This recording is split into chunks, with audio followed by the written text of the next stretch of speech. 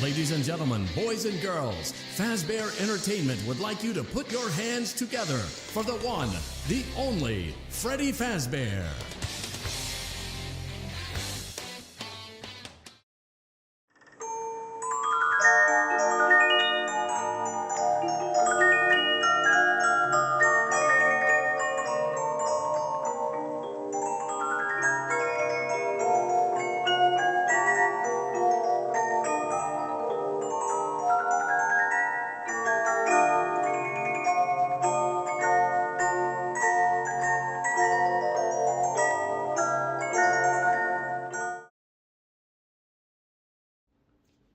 Welcome back to Frailty.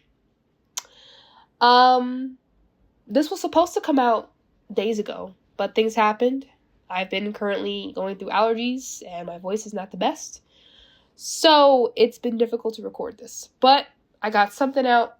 This is the final part of the story, Frailty.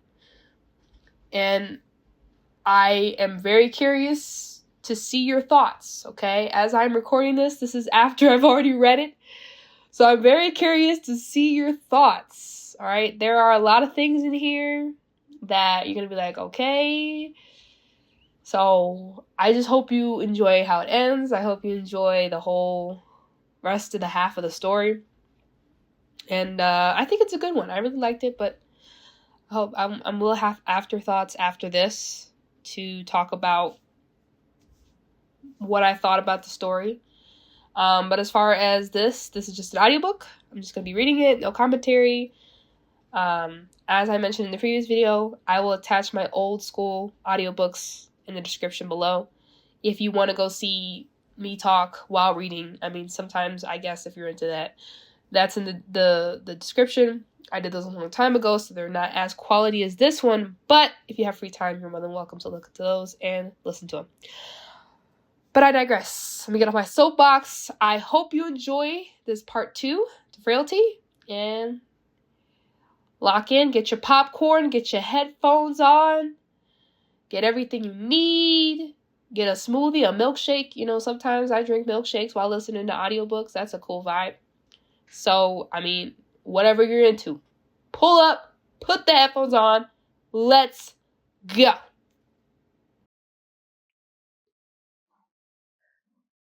After school, Jessica and Robert were ready for a first test run with the minibot. Robert wanted a quiet place so other students wouldn't bother them. Jessica suggested the cemetery. The day was sunny, and the cemetery was fairly empty of visitors. "You were right. It is pretty quiet here," Robert said as he looked around. "Yes, almost peaceful," Jessica said as she led him to a far empty section of a parking lot. "How do you end up finding this place?" he asked. Jessica blinked. Well, his eyes widened.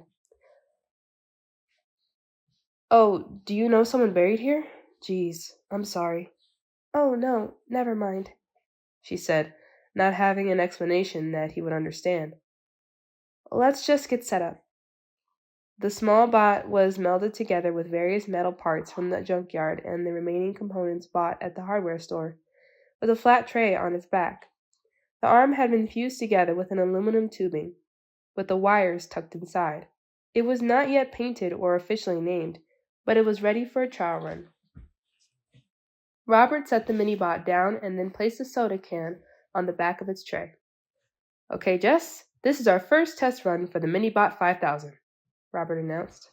Jessica's eyes widened. "You named it after my choice? I thought you said it wasn't original enough." "Yeah, but it's the best name we have, and MB deserves one. So minibot 5000 it is. You ready to take some notes?" Lately, being with Robert and experiencing his kindness, Jessica felt an unfamiliar warmth inside her when she spent time with him and when he made nice gestures to her like choosing her name for the minibot. She couldn't really remember feeling this way before, or maybe it had been so long that she'd forgotten. She wasn't sure if that was wrong or right, but she knew she enjoyed feeling good. She nodded. "Notebook, check." "Okay, switching on the minibot 5000. Turning on the remote. Here goes nothing." Robert pushed the knob on the controller forward. There was a pause. Then the minibot shifted an inch forward and started rolling. Yes, it's working, Robert shouted. Jessica smiled as excitement for creating something new rushed over her. We actually did it! Okay, here goes the ultimate test. Robert pushed a button on the remote, and the tray rose slowly. Then he switched the button again, and the tray shifted back down. All right, he said with excitement. The lift works! Robert directed the Minibot 5000 to turn right and then left, then back around to stop in front of Robert's feet right before a wheel surprisingly fell off. The Minibot 5000 fell to one side. The soda can tipped over and fell to the ground. They stared at the wheel as it rolled off to the side. Then they laughed. We can fix that, he said and smiled at Jessica.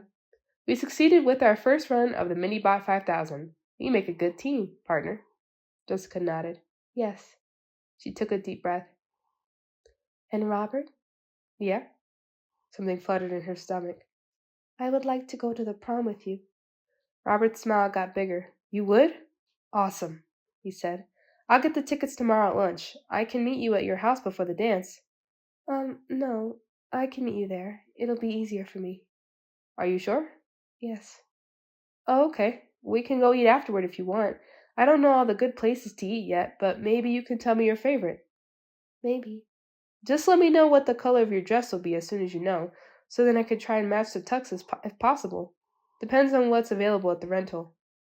Color of the dress? Oh, okay.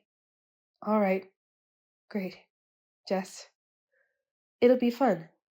You want to do the honors and get this wheel back on Minibot 5000? He offered her the socket wrench. Jessica gave a small smile and took the wrench. Sure. Nurse Macy watched Jessica mopping the floor. Something was definitely off. Jessica stared into space, barely moving. Usually her head was down, as the girl was doing her best not to be noticed. And today it was like she was in a trance. Nurse Macy recalled what Father Jeremiah had said. She could use a friend, I think. Jessica? Are you okay? Nurse Macy asked her. Do you need a break? How about some water? You could be dehydrated. Jessica blinked. No, I'm okay. Are you sure? Jessica nodded. If you need help with something, please don't hesitate to ask. Jessica stared at her for a moment, and Nurse Macy began to feel like Jessica would forget to speak when she finally blinked.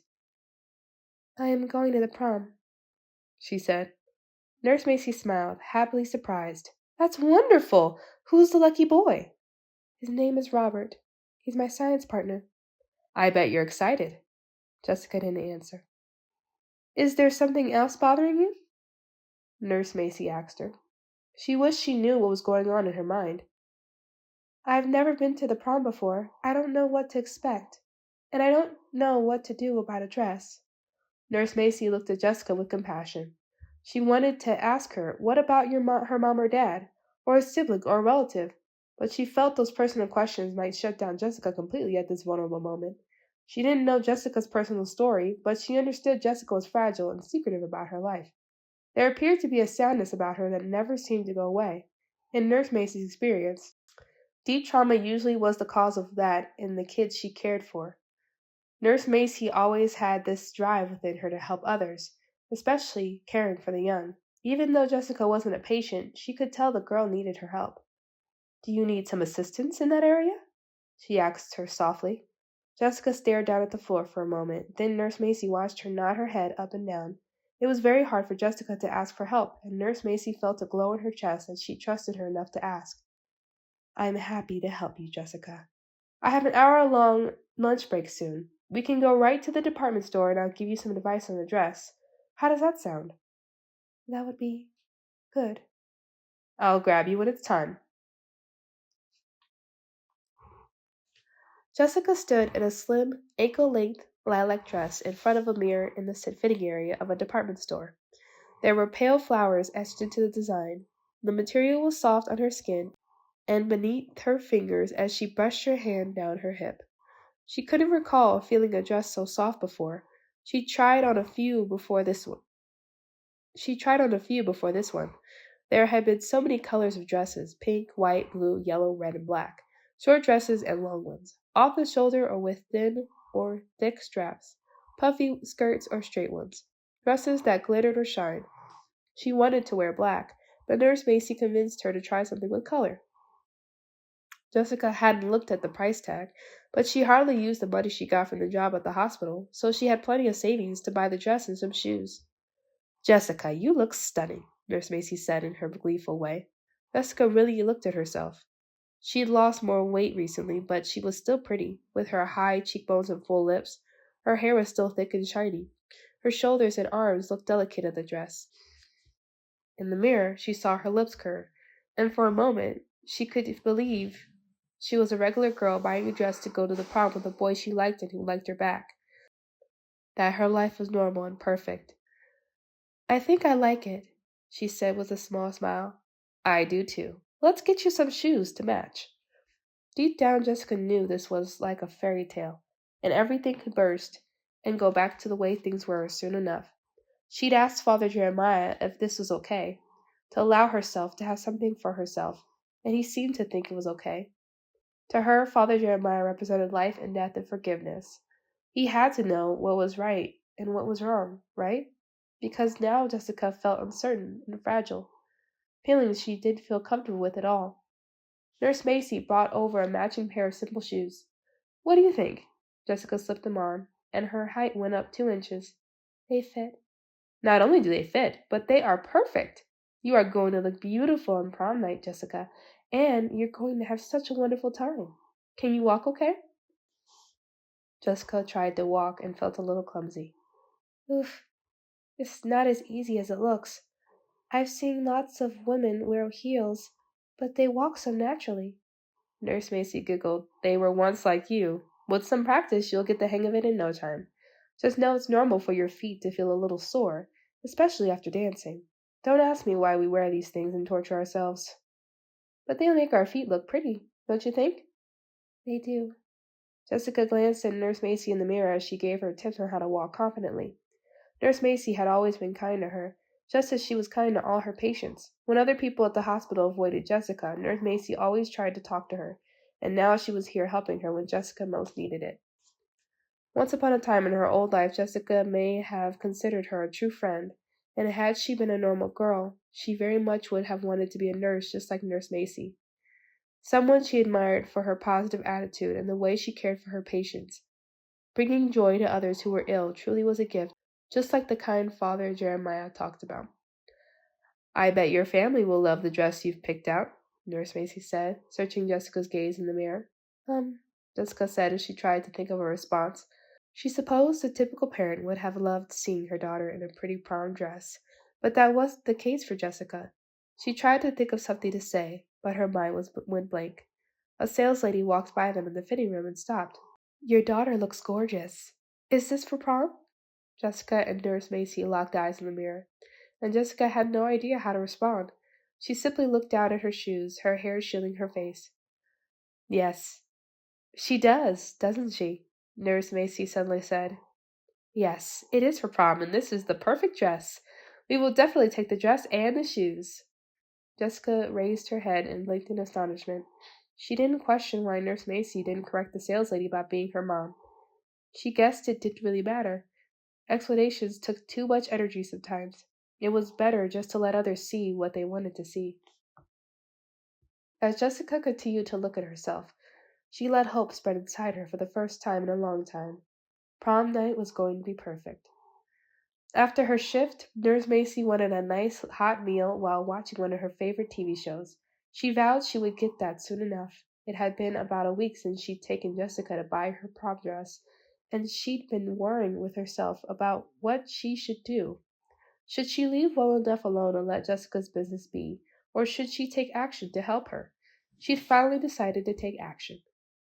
Nurse Macy rechecked the copy of Jessica's work application that she submitted to the hospital and tried not to let the guilt get to her for invading the young girl's privacy or violating HIPAA. She read Jessica's address and put it into her phone's GPS app to guide her to Jessica's home. She felt she was doing this in Jessica's best interest by getting down to the truth of the teen's family life. Nurse Macy's felt if she knew what was going on at home, then she would be able to help her. Maybe speak to her parents or her guardian, explain her worries about Jessica's health and demeanor, perhaps even let them know that Jessica needed some help emotionally. Jessica was a wonderful girl. She deserved family support for things like prom. She deserved someone to care about her. She deserved to be happy. Nurse Macy knew Jessica was hiding something about her home life, but she wasn't sure what it could be. Yes, she had a habit of sticking her nose where it didn't belong, but that was what made her a darn good nurse. She investigated the facts to better help her patients, and with Jessica it was no different. When Nurse Macy saw someone in need, she reached out to help, especially when the poor girl had to ask her older coworker to help her get dressed for prom. Where was her mother or father, or her guardian? Why wouldn't a 14-year-old have someone to turn to? It was so sad, and she just couldn't stand it. A few minutes later, she drove down an older section of town. Some of the streetlights were burnt out, and she could see many of the homes were run down. There were a couple of boarded up windows with graffiti sprayed across garage doors. "Turn right on Cemetery Lane," her app relayed to her. Nurse Macy turned right. The night was clear, and the stars shined above the town. She drove past the cemetery, and looking at the park gravestones, she felt a shiver crawl down her back. The poor girl lives near the cemetery, she realized. Down at the end of the road was the last dilapidated house on the block. "Your destination is on your left." Nurse Macy pulled along the sidewalk and parked her car. She got out and clicked her car fob to lock the doors. She took a deep breath and pulled her coat closer around her neck against the cold of the evening. She would simply explain to Jessica and her family that she was worried about her and wanted to make sure she was okay. Then she would ask to speak to her guardian alone and explain her worries. She didn't want to embarrass Jessica at all. She walked up the cracked walkway to the door. The light was dim, and she could see the light on inside through the curtains. The paint was chipping off the house and door. Nurse Macy knocked. She heard a little dog bark and footsteps before the door swung open. An old woman with glasses stood in the doorway. She had curlers in her hair and no teeth. Nurse Macy could tell by the way her lips were pursed. Her skin was wrinkled and pale. She wore an old, ripped robe the color of gray storm clouds. "Yes," the old woman said as she squinted at Nurse Macy through her thick glasses. "Hello, my name is Nurse Macy." "Nurse? Don't need no checkup. Had one just the other day." "Shush up, Pipsy," the old woman said to the little barking dog. "Oh no, I work with Jessica. Are you her grandmother?" Nurse Macy could understand clearly why Jessica didn't have the support she needed. If she was living with her grandmother, she likely had to take care of this woman rather than the other way around. "Who'd you say?" "Don't have my hearing aid in. Can't hear as good as I used to." Nurse Macy leaned in closer. "Jessica. Is she here? May I speak with you about Jessica?" "Jessica? Don't know no Jessica." Nurse Macy blinked in confusion. She stepped back to look at the house number. Is this 333 Cemetery Lane?" "Yes, but you must have the wrong house. No Jessica here. Now I need to get back to my shows. Don't want to buy nothing either."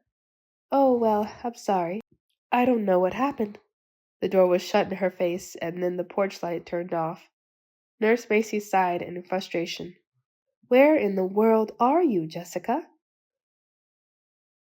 Jessica was in total darkness. Her surroundings were completely quiet except for her breath. There was a coldness that penetrated her skin, straight to her bones, and she shivered. She touched her bare arms, and then her clothes. She felt the material of her prom dress. "Why am I wearing my prom dress?" she wondered. Where was she? She put her hands out in front of her, trying to feel her way forward, but she saw nothing in front of her and nothing behind her. Fear crashed over her. She was nowhere. Had she died in her sleep? Was this what the afterlife was like? Was she in some kind of in-between world?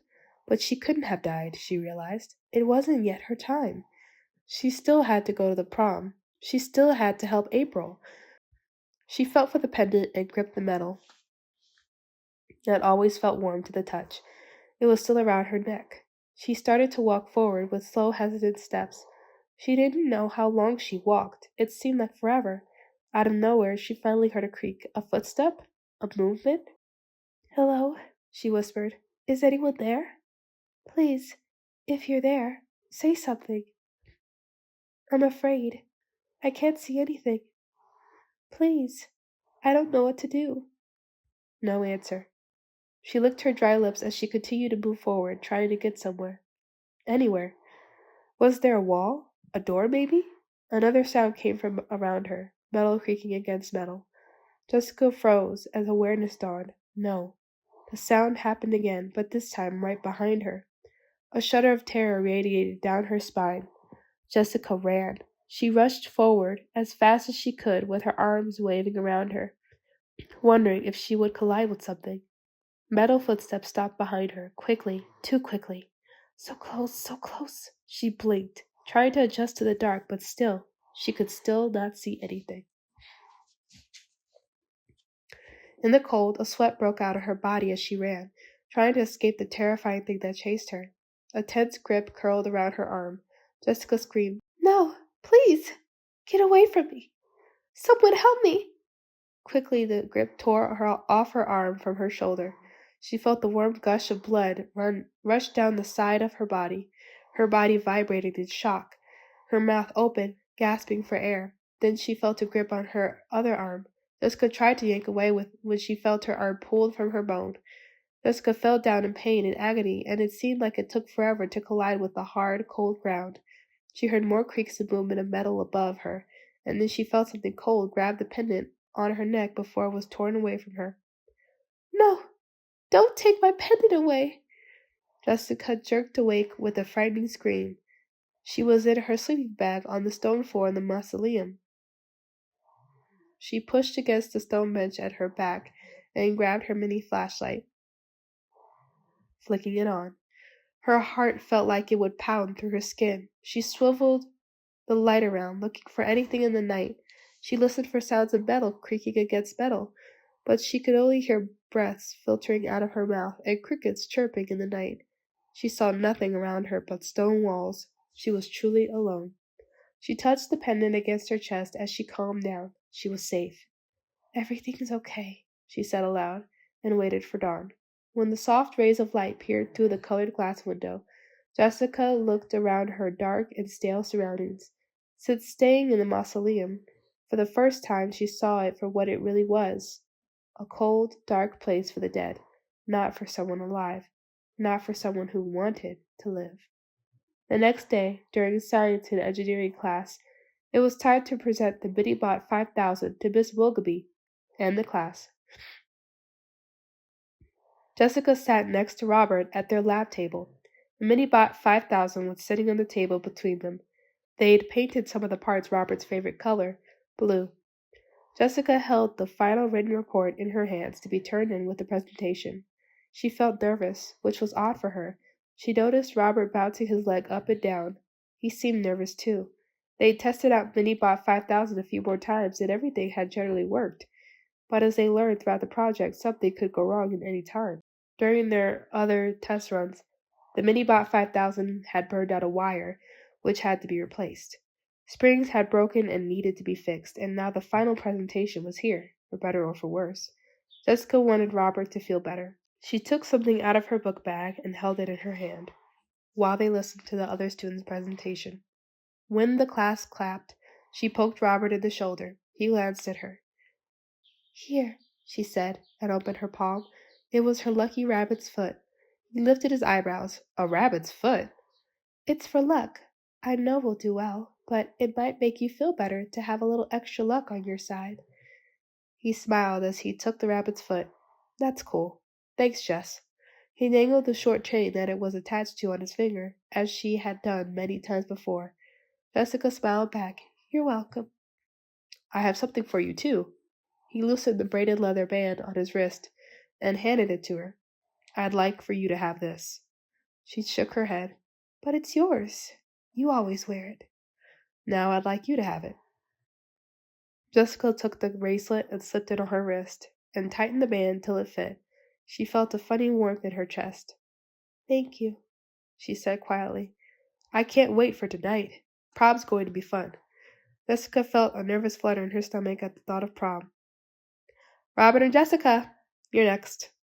Robert stood, sliding the rabbit's foot in his pocket. Look, it's Ken and Zombie Barbie, the girl behind them said, and a few laughs followed. Robert ignored them, and Jessica smiled that he didn't let them get under his skin. He lifted the Minibot 5000, and they made their way to the front of the class. It took 15 minutes to discuss their entire plan for Minibot 5000, the design, the components, the building of the bot, and the trials and tribulations that followed with the test runs. And now, let's see Minibot 5000 in action, Robert announced.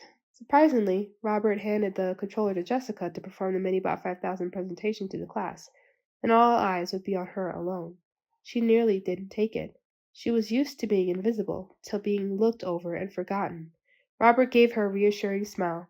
You can do it, he whispered. With a trembling hand, she took the controller. She flicked on a switch on the Minibot 5000 and then the remote. Robert grabbed the soda can and went to the other end of the presentation floor. She pushed the knob to move the bot forward toward Robert. Minibot 5000 sputtered at first as usual, then moved toward him. She stopped it right at his feet, then flicked the button so that the tray elevated. Robert placed the can on the tray, and Jessica flicked the button so that the tray went back down.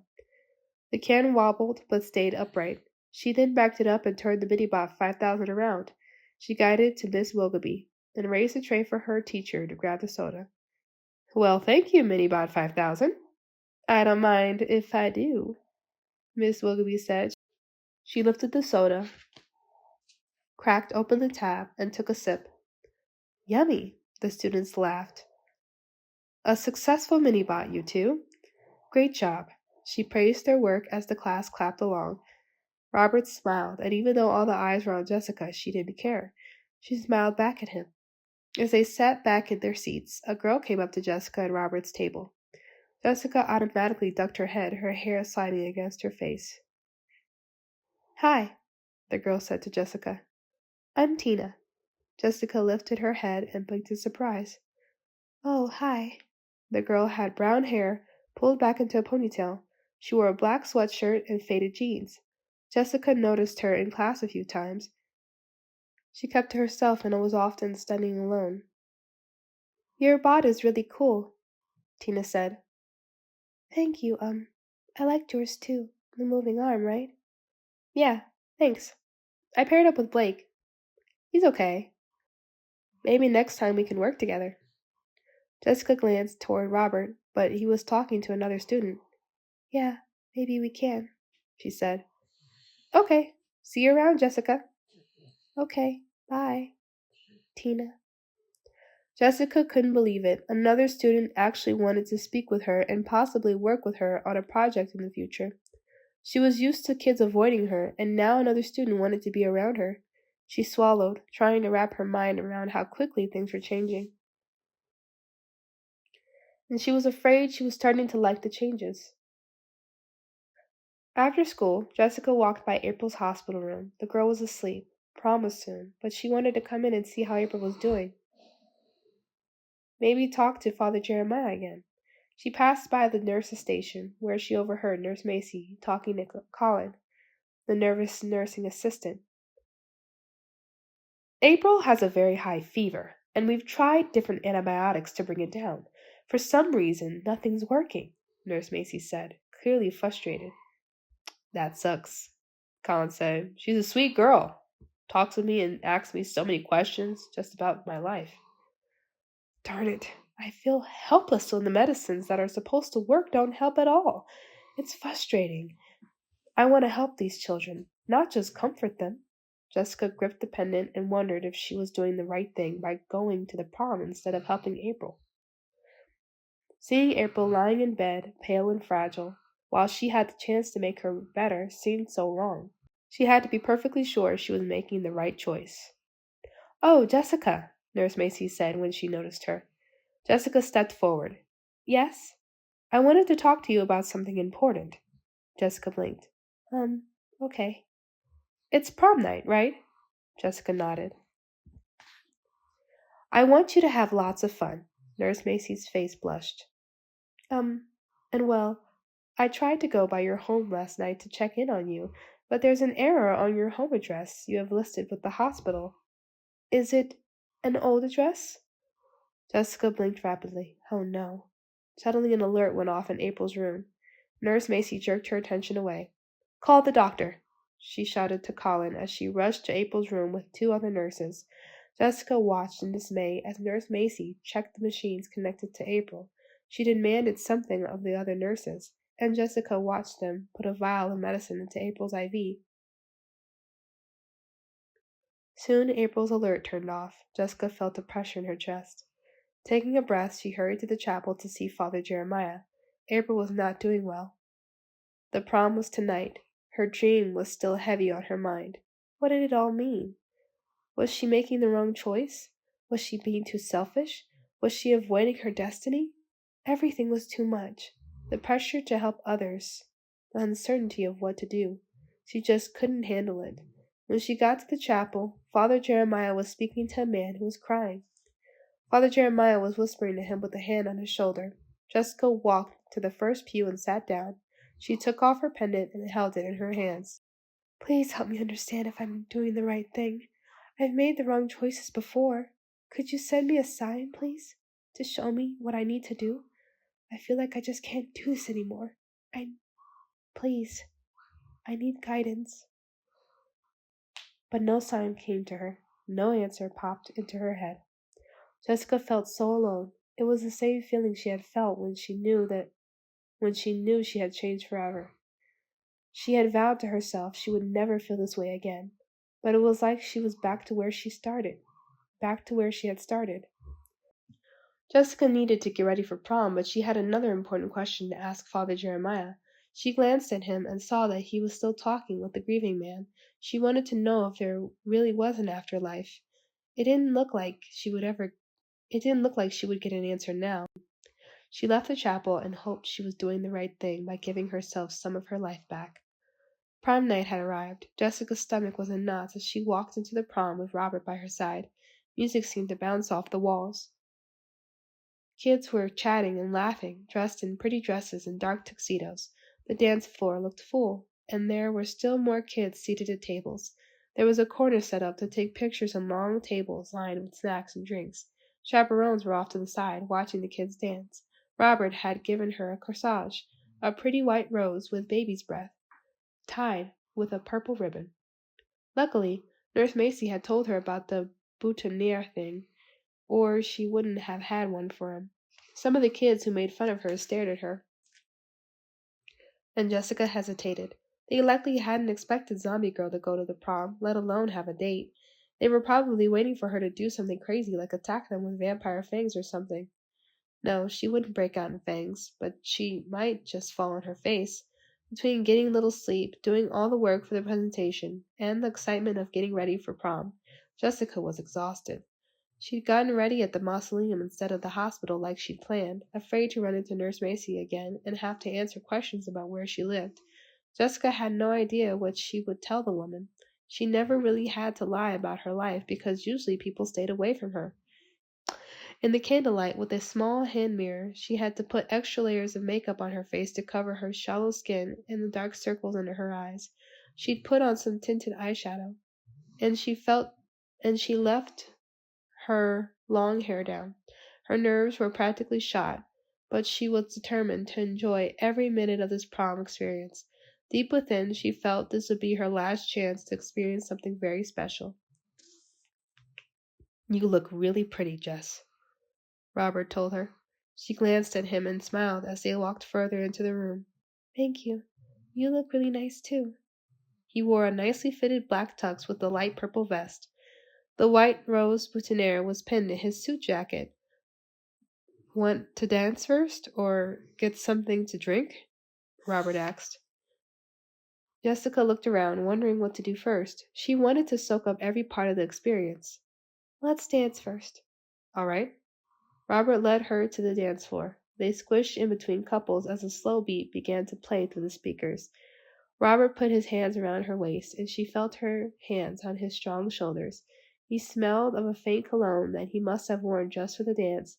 She realized things changed for her the moment she met Robert. Over the last few weeks, he'd slowly gotten close to her and helped her open up to him and to some of the experiences she never thought she would have again, such as making friends, being more present in her life, even something as simple as indulging in her favorite dessert. She thought the only way to fulfill her purpose was to keep her distance from others. She thought she deserved to be alone for her past mistakes. But no matter how she tried to stay away from others, it hadn't worked. She'd gotten to know Nurse Macy, Robert, and now she was even making new friends like Tina. And here she was actually at prom. She couldn't believe this was happening. Something good, something special, for her. Maybe even though she had made mistakes in the past, she would be forgiven and be deserving of more in life. Maybe Father Jeremiah was right about being open to receiving happiness and even love. Jessica and Robert swayed back and forth to the slow music. It was beautiful, really. Even being packed in with so many kids. She could feel herself start to sweat from all the heat surrounding her. Didn't matter, though. This was a night she would always remember. So she could replay this night over and over in her mind, as many times as she wanted. Jessica? Jessica looked up into Robert's eyes. It was like time stood still. He leaned down to her ear to speak over the loud music. Jessica, I want you to know that I really like you. Getting to know you these past few weeks has been special. When I moved here, I thought it would be the same boring experience at my other school. But when I met you, you were different. You made me feel different. He leaned back and smiled at her. She leaned forward. She leaned toward his ear. I like you too, Robert. You've helped me come out of my shell a little more. I was used to keeping to myself. I don't have a lot of friends, but you've been a good friend to me. He smiled as she leaned back. I'm glad I could help, and I'm happy you came to the prom with me. Me too. A moment passed as they looked at each other. Then Robert leaned down toward her. He was going to kiss her. Oh my. She'd never kissed a boy before. Her stomach fluttered. She felt sweat drip down the side of her face. Robert's cheek glided against the dampness on her face. She felt his lips brushed against hers. Robert staggered back. What is that? He brushed his hand across his face and Jessica froze. There was dark grease on Robert's face, on his lips. She stood frozen in horror, grease that was old, slick, and dirty. And it was from her. Oh no, no, no. Something inside her cracked, as if she had been carrying within her this delicate cup of hope and dreams and happiness. And now the cup broke, spilling out all that she had ever wanted. I'm sorry, she gushed out, frantic. Let me help. She reached out to Robert, trying to help him. He jerked away. Ugh, filthy. He spat out. He swiped at his mouth, spit on the floor. Filthy. Jessica stepped back and knocked into someone. Watch it, a girl snapped, then looked at her, and her eyes widened. Oh my gosh. This was it, she thought. This was the sign she'd been waiting for. Kids stopped dancing to stare at her. Some pointed at her. Others made faces of disgust. The girls from science class were laughing at her. She'd made the wrong choice again. She shouldn't have come. A wave of heavy darkness engulfed her. Sounds faded in and out of her ears. Robert, the dance, the students, the decorations, everything drifted away as if it never existed. And that was how it was supposed to be. This world wasn't for her. It was for someone else who deserved it. She could feel herself turning, running, as tears streamed down her face. The blaring music disappeared. The cold night surrounded her, and all she could do was run far, far away. Nurse Macy was going over her patient charts at the nurse station. She was worried about April's health. She was afraid there was no hope for the young girl. Mixed in with her worry about her patient was her worry about Jessica. She hadn't gotten a chance to talk further about the girl's address, but she wasn't going to let it go. When Jessica returned to work tomorrow, she'd sit her down and really ask her about her family. No more excuses.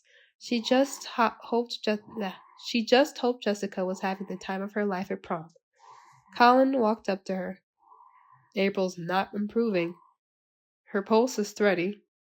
Her vitals are weak. Fever is still high. Nurse Macy sighed. I know. She's the only one who hasn't made any improvement. It's not good. I just called Father Jeremiah to come and say some prayers on her behalf. It couldn't hurt. I'm open to any miracle for that young girl. I'll update her doctor right away. Suddenly, the hospital door swung open with a loud commotion. Nurse Macy and Colin turned their heads toward the door. Colin sucked in air. What the heck? Jessica? Nurse Macy called out in confusion. Jessica looked terrible. Her face was pale. Brownish liquid streaked down her face from her forehead, eyes, and nose. The liquid had dripped down her neck into her beautiful dress, which they had bought not too long ago. Jessica looked wild, crazed. Nurse Macy stepped forward to ask her what happened, but stopped in shock as Jessica ran past her. A few nuts and bolts littered behind her, scattering. They were followed by an old wrench and a rusty bike pedal that fell to the floor. Nurse Macy's eyes widened as Jessica ran into April's room. We need security, Colin said from behind Nurse Macy. Then Jessica slammed the door shut. Nurse Macy and Colin scrambled toward the door. It's jammed, Colin spat out, struggling to turn the handle. Nurse Macy hit the door with her palm. Jessica, open the door. Talk to me, please. Through the glass of the hospital room, she watched Jessica pull the necklace from over her head. It was the pendant she'd always seen her wear. Then she somehow had a knife. Jessica! Jessica began to whittle away at the charm above April's bed. Hurry, get this door open! Nurse Macy called out to Colin and to a security guard that had run over to help. I am, but she blocked the door with something, the security guard said. Nurse Macy pounded on the glass. Jessica, please, open the door! I need to see April. Whatever happened, it's going to be okay. I can help you. What's going on? Nurse Macy turned to see Father Jeremiah. It's Jessica. She's locked herself in April's room. We can't get in. Maybe I can help. Just then, the security guard and Colin were able to push the door open, sliding whatever was blocking the door. Thank goodness. Nurse Macy rushed in. She spotted April, still asleep in the bed. Nurse Macy rushed in. She spotted April still asleep in the bed. But where was Jessica? Oh, gross, Colin said, pointing to the floor. How did all that get in here? There on the floor beside April's bed was a pile of metal pieces, steel bars, gears, bolts, and junkyard garbage. Smelly grease dripped from the pile, as if it were blood. What is going on here? Nurse Macy whispered. Could she have gone out the window? Colin asked. She looked out the window but found it locked. The security guard checked the restroom. Nurse Macy shook her head bewildered as she turned toward the door. Father Jeremiah, Jessica's gone. Just vanished. I don't understand. She was just here. Father Jeremiah stepped into the room. He looked down at the pile of metal with a quiet sadness, as if he understood something no one else could. Then he made the sign of the cross and began to pray. In that moment, Nurse Macy heard April's heart monitor level out into a strong, healthy rhythm. The end. Woohoo! Okay, this is just a short afterthought section. I personally am going to give this book a 6 out of 10. It was great. The pacing was fantastic. The way that they explained the scenes were very descriptive, and it was good writing, period. But I just felt like the story itself was lacking in like answers. And I know that being a FNAF fan, you have like a bunch of lore and a bunch of characters that you could connect to Jessica to, and maybe this happened somewhere in the actual game, like this secret story kind of about Jessica and her being a robot and having these feelings, and like I didn't really understand the whole process behind how she was a robot the entire time. Like we knew it was her. We knew she was the one dropping the bolts when she was working in the hospital as a janitor. And we knew that she was the one that was going out and healing kids, right? But we don't understand anything about the pendant. We don't know anything about, like, how did she appear to people when she kissed Robert? Did she change back to her robot form? Like, was she still a human? Like, what was her appearance to people? Like, of course she looked sickly, but they didn't ever say that she looked kind of mechanic in a way. So that just came out of left field.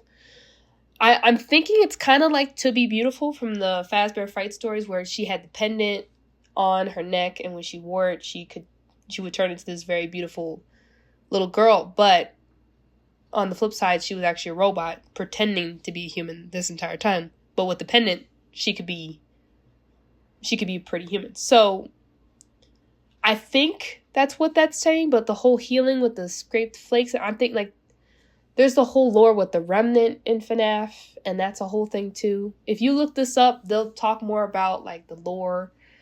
Maybe it could be included into the lore of the Pizzaplex, but I don't really understand the whole idea of Jessica. And the way that Robert reacted to like when he kissed her and then he had grease on his lips, it's like, that was kind of random too.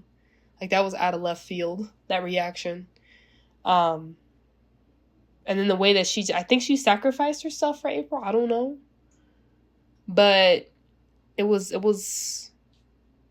are some things to talk about. There's a lot of questions too. And so I'm just like,